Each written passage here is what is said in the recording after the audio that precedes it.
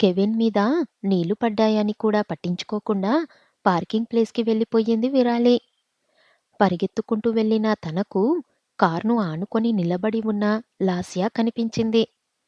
దాంతో తన పరుగును ఆపి మళ్ళీ స్పీడ్‌గా తన దగ్గరకు వెళ్ళింది.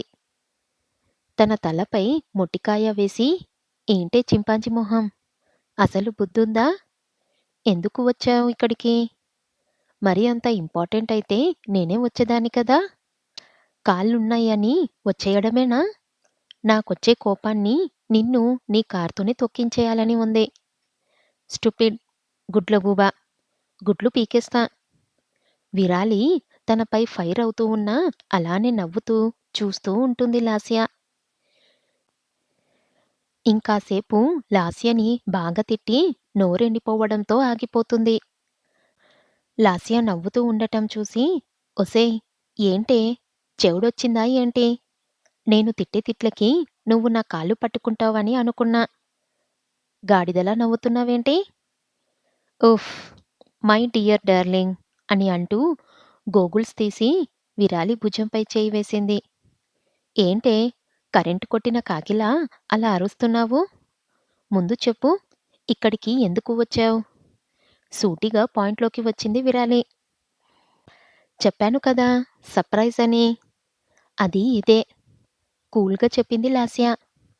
ఒసేయ్! ఇప్పుడు తొక్కలో సస్పెన్స్‌లు పెట్టకు. ఎందుకు వచ్చావో డైరెక్ట్‌గా చెప్పు. పచ్చడి మొహందానా! ఆఫీస్‌కి ఎందుకు వస్తారు టమాటా మొహం? పని చెయ్యటానికి. మొదటిసారి వచ్చారంటే ఏంటి అర్థం? కన్ను కొట్టి విరాలి వైపు ఒక లుక్కేస్తుంది. ఒసేయ్! ఇప్పుడు నిన్ను ఎవరు మీలో ఎవరు కోటీశ్వరుడికి ఆడిషన్స్ ఇవ్వమని అడగలేదు. నువ్వు ఇచ్చిన నీ కోతి ఫేస్ చూసి కనీసం ట్రైలు కూడా వెయ్యనివ్వరు. కూరలు కరేపాకులా తీసేస్తారు. మర్యాదగా అడుగుతున్నా. ఎందుకు వచ్చావో చెప్పు. లాస్య వైపు గుర్రుమని చూస్తుంది విరాలి. సరే సరే చెప్తా. నేను ఇక్కడికి ఆడిషన్స్ ఛీ! ఛీ! అదే ఇంటర్వ్యూ ఇవ్వటానికి వచ్చాను. అది విన్న వెంటనే వాట్ అని గట్టిగా అరుస్తుంది విరాలి. విరాలి ఎందుకు అరుస్తుందో తెలిసి లోలోపల నవ్వుకుంటుంది లాస్య. పిచ్చి పట్టిందా లాస్య నీకు? నీకు ఈ ఆఫీస్ తప్ప ఇంకేది దొరకలేదా? నాకంటే దిక్కులేక ఇక్కడ పడి ఉన్నాను. నీకేం పోయే కాలం వచ్చిందే? నీ ప్లేస్‌లో ఉంటే నేను 4 ఇళ్లల్లో పాచి పని చేసైనా చేస్తానేమో గాని అబీబాస్‌గా ఉన్న కంపెనీ వైపు చూడను కూడా చూడను. అది నువ్వు కాబట్టి అలా చేస్తావు. చూడు, నాకు ఉన్న టాలెంట్స్‌కి ఈ ఆఫీసయితే సరిగ్గా సరిపోతుంది. నన్ను ఇక ఆపకు. ఎందుకంటే నన్ను ఎవ్వరూ ఆపలేరు కాబట్టి" అని అంటూ స్టైల్‌గా స్లో మోషన్‌లో నడుచుకుంటూ లోపలికి వెళ్ళిపోయింది లాస్య. షాక్‌లో ఉన్న విరాలి లాస్య వైపు చూస్తూ దీనికి మూడింది. అందుకే ఇలా ఎక్కువ చేస్తుంది.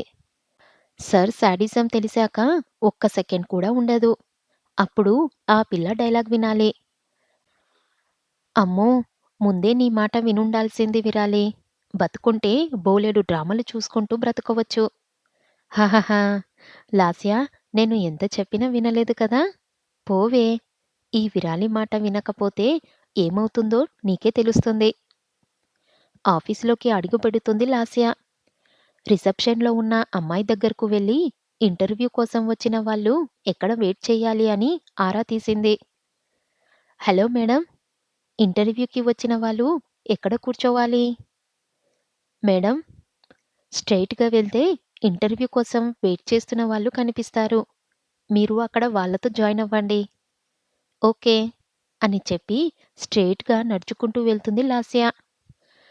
తనలాగే ఇంటర్వ్యూ కోసం వచ్చిన వాళ్ళు అక్కడ కూర్చొని వెయిట్ చేస్తూ ఉంటే తను కూడా అక్కడ ఉన్న సోఫాలో కూర్చొని ఇంటర్వ్యూ కోసం వెయిట్ చేయటం మొదలుపెట్టింది. విరాలికి లాస్య తన మాట వినకుండా వెళ్ళినందుకు తనకేమైతే నాకేంటి అని అనుకొని మళ్ళీ తన క్యాబిన్‌లోకి వస్తుంది. అప్పటి వరకు కెవిన్ గురించి పూర్తిగా మర్చిపోయిన విరాలికి కెవిన్‌ను చూడగానే అన్నీ గుర్తుకొచ్చేశాయి. వెంటనే కెవిన్ దగ్గరకు వెళ్ళి, "అయ్యయ్యో! Sorry sir. నేను కావాలని చెయ్యలేదు. పర్లేదు. నాకు తెలుసు మీరు కావాలని చెయ్యలేదు అని. ఇంతకీ మీ ఫ్రెండ్ ఏం చెప్పింది? అంతలా షాకయ్యారు? అలాగే ఎక్కడికి పరిగెత్తుకుంటూ వెళ్లారు? అదా! నా ఫ్రెండ్ లాస్య ఈరోజు మన కంపెనీలో జరిగే ఇంటర్వ్యూ కోసం వచ్చింది. ఓహ్! మరి అందులో షాకవ్వాల్సిన విషయమేముంది? ఉంది సార్. అది నాలాగా కాదు. ఎవరైనా తనకి నచ్చని పని చేస్తే అది పీఎం అయినా, సీఎం అయినా తిట్టేస్తుంది. నోరు ఒక్కచోట ఆగదు. పటపటా మాట్లాడుతూనే ఉంటుంది. ఎక్కడ సార్ పట్టుమని కొడతారా అని భయంగా ఉంది. మీరు ఎక్కువగా ఆలోచిస్తున్నారు. Don't worry. అంతా మంచే జరుగుతుంది. అలాగే నేనేదో సార్ గురించి కాస్త చెడుగా చెప్పాను అని అన్ని విషయాల్లో అతని తప్పు పట్టాల్సిన అవసరం లేదు విరాలి గారు. ఆయన ఇప్పుడు ఇలా ఉండొచ్చు. కానీ ఇంతకు ముందు ఉన్న అభిను చూసి ఉంటే కలియుగ రాముడు అని అనేవారు. ప్లీజ్ ఇకపై ఆయన గురించి తప్పుగా మాట్లాడకండి అని చెప్పి అక్కడ్నుంచి వెళ్ళిపోయాడు కెవిన్. కెవిన్ వైపు ఆశ్చర్యంగా చూస్తూ ఉండిపోయింది విరాలి. ఏంటి సడన్‌గా అలా అనేశారు? నిజమేగా చెప్పాను అని అనుకోని తన వర్క్ మళ్ళీ మొదలుపెడుతుంది. ఇటువైపు ఒక గంట తర్వాత వరుసగా అందర్నీ ఇంటర్వ్యూకి పంపించటం మొదలుపెట్టారు. మొదటగా ఒక అమ్మాయి లోపలికెళ్ళింది. 10 నిమిషాల్లోనే అభిని తిట్టుకుంటూ కోపంగా అక్కడ్నుంచి బయటకు వెళ్ళిపోయింది. అబ్బో! అని అనుకుంటుంది లాస్య. ఆ తర్వాత ఒక అబ్బాయి వెళ్ళాడు. అతను కూడా ఒక అరగంట తర్వాత బయటకు ఏడుస్తూ వచ్చాడు. అందరి వైపు చూసి మళ్ళీ చిన్న పిల్లాడిలా ఏడుస్తూ అక్కడ్నుంచి వెళ్ళిపోయాడు. అతని ఎక్స్‌ప్రెషన్స్ చూసి చిరాకు వస్తుంది లాస్యకి. ఏంటి ఇతను ఇలా చిన్న పిల్లాడిలా ఏడుస్తూ వెళ్ళిపోతున్నాడు? హ్మ్. ఆ తర్వాత వరుసగా అందరూ కొండంత ఆశ పెట్టుకొని లోపలకు వెళ్లారు. కానీ బయటకు మాత్రం గాలి తీసిన బెలూన్‌లా బాధగా వచ్చారు. ఆఖరిగా ఇక మిగిలింది లాస్య. కెవిన్ తనని లోపలకు వెళ్ళమని చెప్పాడు. ఇంతమందిని రిజెక్ట్ చేసినా కూడా లాస్య ముఖంలో ఆవగింజంత భయం కూడా లేదు. ధైర్యంగా నడుచుకుంటూ లోపలికి వెళ్ళిపోయింది. డోర్ తీసి మే ఐ కమిన్ సార్? అని అడిగింది లాస్య. హ్మ్. కమిన్ అని తన వైపు చూడకుండానే అంటాడు అభి. లోపలకు వచ్చి డోర్ క్లోజ్ చేసి అభి దగ్గరకు వస్తుంది. లాస్య దగ్గరకు రాగానే టేక్ యువర్ సీట్ అని అంటాడు. అభి తన వైపు చూస్తూ. కానీ లాస్య కూర్చోకుండా కుడివైపుకి తిరిగి హలో సార్ అని అంటూ గోడ వైపు చూస్తుంది. దాంతో అభి లాస్య చూస్తున్న వైపు చూశాడు. కానీ అక్కడ ఎవ్వరూ లేరు. కానీ ఎందుకు హాయ్ చెప్పిందో అర్థం కాలేదు అభికి. మళ్ళీ లాస్య అభి వైపు తిరిగి చైర్‌లో కూర్చోంది. లాస్య కూర్చోగానే అభి తన చేతులని టేబుల్‌పై మోపి సో, ఈ కంపెనీలో మిమ్మల్ని చేర్చుకోవటం వల్ల నాకేంటి లాభం? ఆ ప్రశ్న వినగానే లాస్య చిన్నగా స్మైల్ ఇచ్చి ఈ కంపెనీలో చేరితే మీకు లాభం ఉంటుందో లేదో నాకు తెలియదు.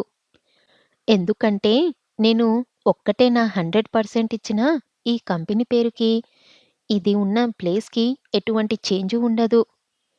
తన జవాబు ఆసక్తిగా అనిపించటంతో సైలెంట్‌గా వింటూ ఉంటాడు అభి. అలా అని నేను మీకు ఉపయోగపడనని చెప్పట్లేదు. నా వల్ల ఈ కంపెనీ స్థాయి మారకపోవచ్చు. కానీ ఈ కంపెనీ పైకి వెళ్ళే మార్గంలో మనందరి కృషి, మెట్లు అయితే నేను అందులో ఒక ఇటుక అవుతాను. ఒకవేళ మన కంపెనీ విజయం అనే వంతెనపై నడుస్తూ ఉంటే, మనం ఇప్పుడు ఉన్న పొజిషన్‌ని అలాగే మనం చేరుకోబోయే పొజిషన్‌ని రెండిటిని కలిపే తాడును మారుతాను. తన ఆన్సర్ మొత్తం వినగానే అభి ఫుల్‌గా ఇంప్రెస్ అయ్యాడు. వావ్! ఇంతమంది వచ్చినా ఎవరి దగ్గర నాకు ఇంతలా సాటిస్ఫై అయ్యే ఆన్సర్ దొరకలేదు. Very good. You are selected. కానీ మీరు నా క్వాలిఫికేషన్స్ ఇంకా చూడలేదు. అంటే మీరు క్వాలిఫికేషన్స్ లేకుండానే వచ్చారా? అయ్యో! లేదు. ఇక్కడికి క్వాలిఫికేషన్స్ ఉన్న వాళ్ళే వస్తారు. కానీ వారందరిలో ప్రతిభ ఉన్నవాళ్ళే ఈ కంపెనీలో ఒక భాగంగా మారుతారు. సో, రేపటి నుంచి వర్కులో జాయిన్ అవ్వచ్చు. మేనేజర్ విరాలి మీకు ఏం చేయాలో చెబుతుంది. థాంక్ యూ సార్ అని చెప్పి లేచి నిల్చుంది. మళ్ళీ కుడివైపుకు తిరిగి థాంక్ యూ అని చెప్పి వెళ్ళిపోయింది. అభి మళ్ళీ లాస్య తిరిగిన వైపు చూశాడు. కానీ అక్కడ ఎవ్వరూ లేరు.